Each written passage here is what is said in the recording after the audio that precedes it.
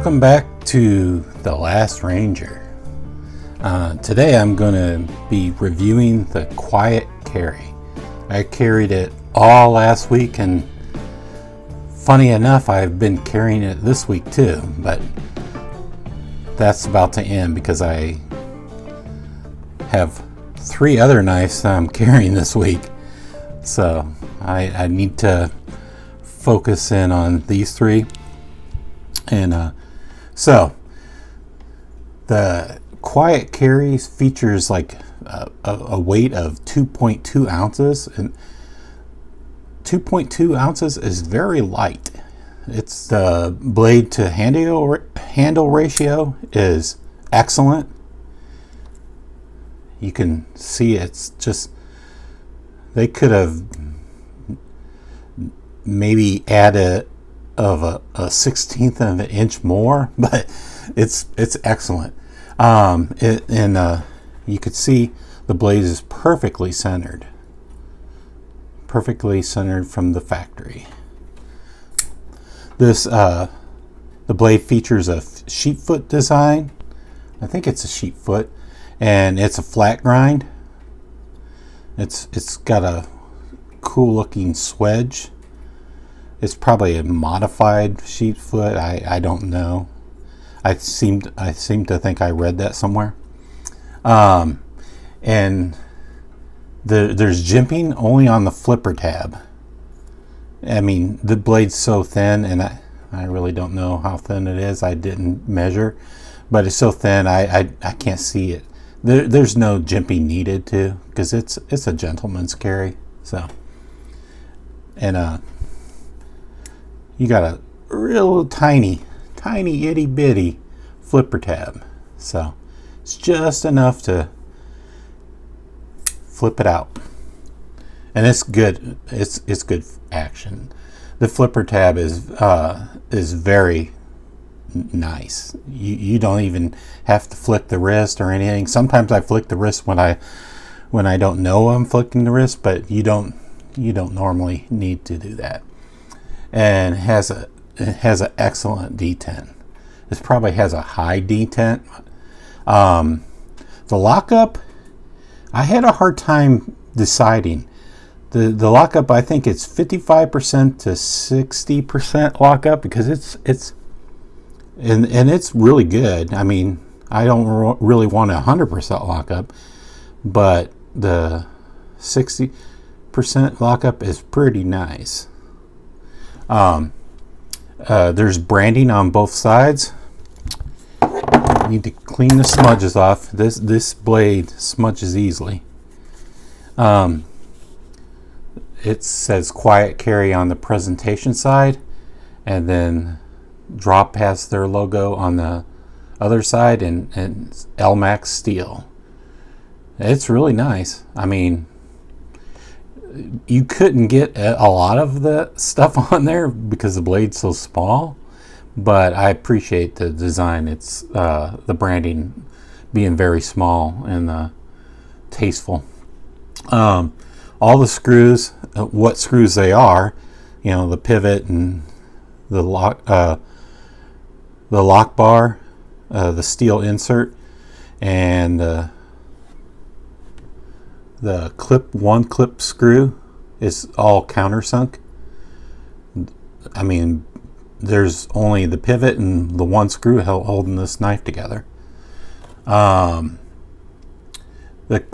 clip disappears in hand. I mean, you really don't.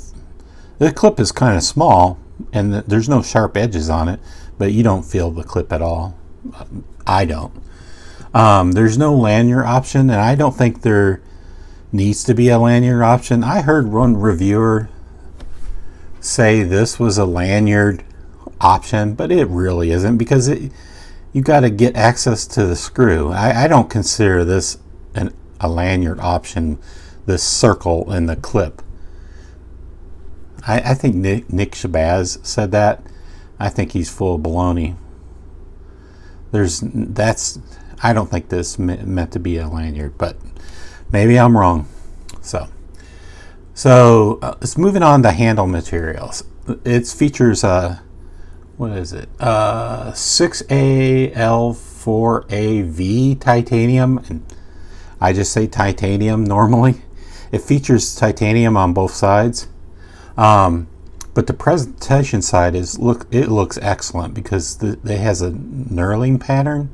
I think that's how you pronounce it, knurling pattern. I really like the knurling pattern. I really do. And the other side is stonewashed side. And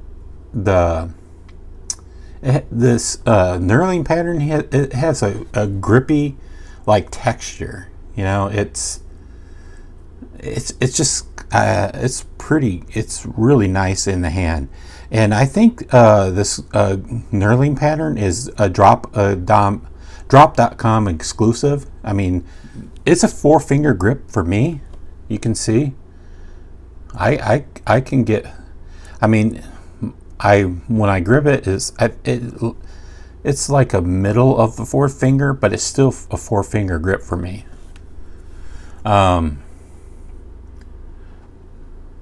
It feels really nice in hand, and the clip is nice looking. It's nice looking. I mean, I think it's a little small. Maybe it could be longer, but maybe it not. I mean, it's adequate. I mean, it's sometimes hard to get in the pocket with my BDU pants. Sometimes it's just you can't insert it material underneath there. Maybe if you wore jeans, it would be perfect. Yeah, I really wish manufacturers would get away from these pen-like ink pen clips. I just don't. I really like to see a flat tab, like a spoon tab, on all clips. Steel. I think this is a satin finish. I would call it a satin finish. I mean, it's not a mirrored finish. It features Elmax steel, and the only knife I have for Elmax steel is made by Kershaw and Knockout. So I really like Elmax steel because I think it's rare. I mean, it's nice. I don't think it's used anymore. I really like the steel. And I really like this this blade. Yeah, I'll compare it to this blade. Look, you know, this is a small knife, but it's almost as long as this blade. It has a very long cutting edge.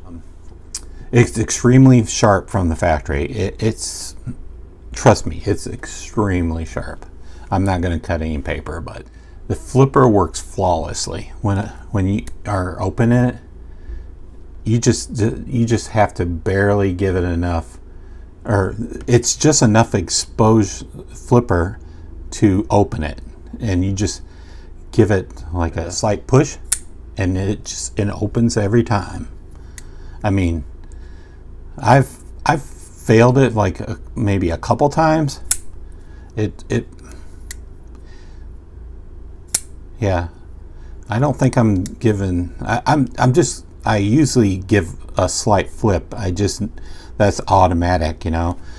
But I don't think a slight flip of the wrist is needed with this knife, and this action is very good. So. And I'm closing it with 2 hands because I really don't say. I mean, you can close it with 1 hand. It's kind of drop shutty, but it isn't like a drop shutty style knife, you know. So yeah. So I mean, the blade is very light. I think the blade needs to be heavier to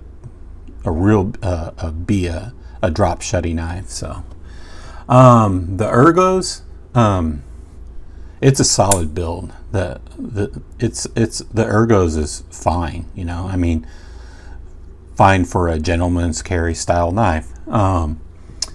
The knurling pattern, and I'm 55, so I'm pretty old. I don't know if metal shops still exist in high school, but they existed for me. And I used to be in metal shop, and I used to put knurling patterns, not like this. This is pretty nice, but I put knurling patterns on like punches and like certain tools that I made, and I always enjoyed the knurling pattern feel and look. But this is this is a very nice knurling pattern. All the edges are rounded over. I mean, even there's absolutely no hot spots on this knife for me. You could call the flipper tab a hot spot, but it really isn't, because you're not going to hold the knife digging the flipper tab into your thing. So it's nice. The shape of the handle is really nice looking too. I mean, it's well thought out. I mean, I like how call me a nerd, but I like how the blade shape mimics the handle, and I'm pretty sure the blade's mimicking the handle. It's really nice. It's a fantastic looking knife. It's a fantastically small knife, but it's a really nice knife. So the fidgetability, it's a smooth action, and it's great for flipping open. I really think it's a flawlessly operating knife. I mean, drop shutty action can be achieved. You know, you just saw it.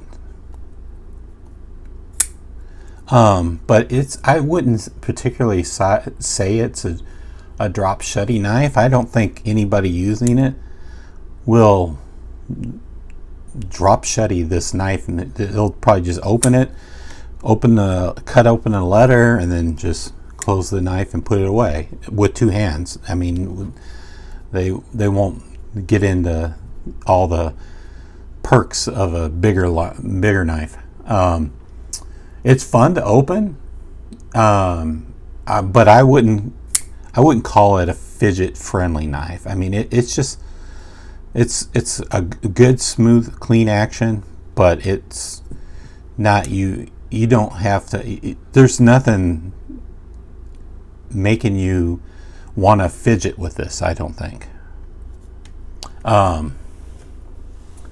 So, for my overall thoughts on the knife, I think it's a well-designed knife, and it's well thought out, well designed and thought out, and it's a very nice gentleman's carry sort of knife. I mean, I would classify a gentleman's knife. You know, I mean, duh. So I really like how small and compact it feels. You know, if it wasn't like expensive and I didn't fear it roll around in my pocket against me keys or change or something, I would just take this clip off and just get it loose in the pocket, because I don't really like the clip because it's hard to get in the pocket, but it just is so light in the pocket. You could just let it flow around in your pocket, and it would be nice. I don't think the knurling pattern, I don't know how it would hold up against rubbing against keys and coins and stuff, but being in the pocket with nothing else in the pocket, it would be fine, I think. It just, being small doesn't mean it isn't usable. I think it's very usable for a lot of tasks. It's usable for cutting open boxes. It's very useful for cutting open mail. I opened a lot of mail this week with it. It's when I was doing this lanyard in particular, I used it to cut this paracord, like several. I screw up like maybe 2 or 3 paracord lanyards, and I was using this for all the cutting of the paracord. I mean, it was very easy to cut with this. Food prep, like if you're slicing apples or like peeling a potato, I mean, I used this for apple slicing, so it was very nice. I mean, it's useful for anything probably except for defending yourself. I mean, if you do a lot of slashes when you are fighting with a knife, it probably would be useful. But as for stabbing, I mean, fighting with this knife, I think you would end up cutting yourself, unless you slash. But I don't think this knife is for me, because I don't know. I really am not a gentleman type. I'm a gentleman to the ladies, but I do not wear gentleman. Like, I sold the last suit I had, and I'm really not in. I dress like, just in general, like, just I almost dress like in a uniform, and I wear shorts on the weekend and t-shirts. So I'm just not a gentleman. I would describe it as a metrosexual type of guy, and I don't know if this word they use this word some nowadays, but this knife would be perfect for a metrosexual type of guy, or a gentleman, an office worker. I think this a lot of people in white collar jobs, like a lawyer or something, would find this knife really appealing in your pocket. What drove me to purchase this knife was the LMAX steel. First off, another thing I never heard of quiet carry until I saw this knife on drop.com. So the knurling pattern that I told you about, the high school thing, the knurling pattern, it drove me to the LMAX steel, the knurling pattern, and over the overall look of the knife. I almost passed it, and I really didn't like the tactical black version of it, but this I forked out the cash, and it was an expensive knife, $200. I mean, for a little tiny knife. I mean, it's kind of expensive for me, but not probably other people. But so, well, I'm gonna go over give you the final score. I ran all the numbers for fit finish all the way to coolness, down to cool design and coolness factor, and I'm going to score the knife 27 plus 1 for the coolness factor at a 28, and it's definitely a buy. I mean, it's not a perfect score, but it's pretty good. And if you need to see the breakdown of all the fit and finish and the score, just view it in the details down below, because I've just been putting my full review in the details and not like on the screen, So I mean, if this knife appeals to you, try to request they be made for drop.com. I mean, I think if you're a gentleman or a metrosexual, you'll like this knife. And I'll wrap up this review and show some size comparisons.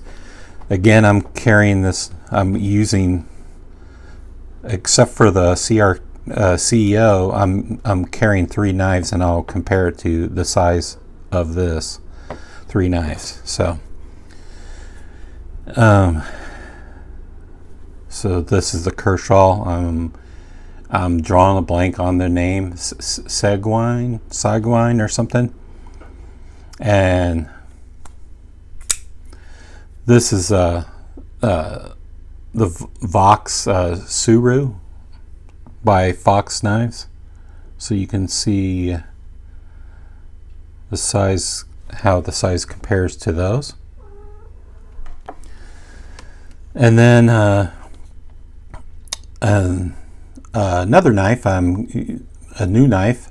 You probably watched some videos of the unveiling of my latest knife that I got late last week, like on Saturday.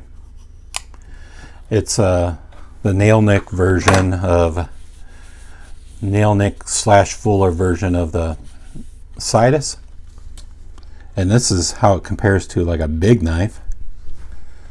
And see if I can flip this CEO right off. Screw it. I can flip this, but sometimes it's just my big hands. It's easier to just open it traditionally, and I can't get this knife to sit. So you're going to have to view this knife upside down, because this clip is a pain in the ass to balance on. So you can see how small this knife is. The CEO I thought was a small knife, but it really isn't, because you can see that. So if you enjoyed this review, please subscribe. Please like the video. I appreciate it. And follow me on Instagram at LastRanger1965. I post a lot of pictures of the knives I review. So, I mean, I love looking at knife pictures. So, maybe you do too. Well, thanks for listening to me ramble. Bye bye.